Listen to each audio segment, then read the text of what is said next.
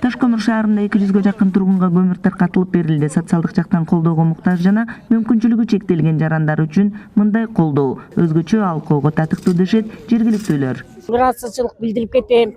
Себеби жылда ушул бала ушул колунда жок, үй бүлөлөргө ата-энеси жок, тоголок, жетим жана ооруп калган жанагындай мүмкүнчүлүгү чектелген балдарга жардам берип келе жатат. Социалдык жактан аз камсыз үй бүлөлөргө жана мүмкүнчүлүгү чектелген жарандар колдоого алынды. Албетте, бул быйылкы күз-кыш айларында жетишсиз жана аз өлчөмдө. Бирок жергиликтүү бийлик алдыда дагы көмүр менен камсыздоого алышат. Бүгүнкү жеке ишкердин колдоосу башка ишкерлерге да үлгү, анткени шаарда 10-го жакын көмүр казган ишканалар бар.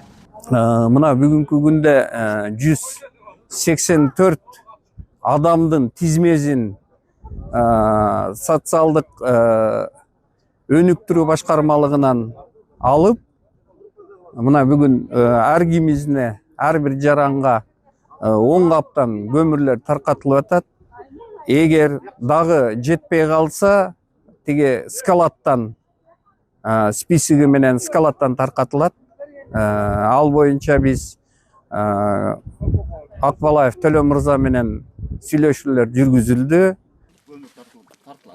Жеке ишкерлер жергиликтүү бийлик менен биргеликте иш алып барышы тууралуу атайын тапшырма коюлган. Андыктан кең чыккан аймактагы элдин жашоо шартын колдоого алып, көмөктөшүү кен казган ишканалардын негизги милдеттеринин бири дейт жеке ишкер Төлөн Акбалаев.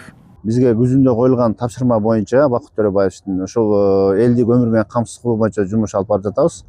Ошондой эле Таш көмүр шаарындагы мүмкүнчүлүгү чектелген 200 үй бүлөгө ар бир үй бүлөгө 10 каптан көмүр берип атабыз. Келе албай калган мүмкүнчүлүгү чектелүү үйдө отурган жарандарыбызга үйүнө жеткизип берүү иш-чаралары жүрүп жатат азыр. Бүгүнкү күндө Таш көмүр шаарында 10-го жакын лицензия алган мыйзамдуу көмүр казган ишканалар бар. Алар салык жана тиешелүү төлөмдөрдү төлөп келишет. Андан тышкары калкты көмүр менен камсыздоону да унутта калтырышпайт. Кыял Сабирахунова, Бийбек Жумабаев, ЛТР, Жалал Абад облусунан.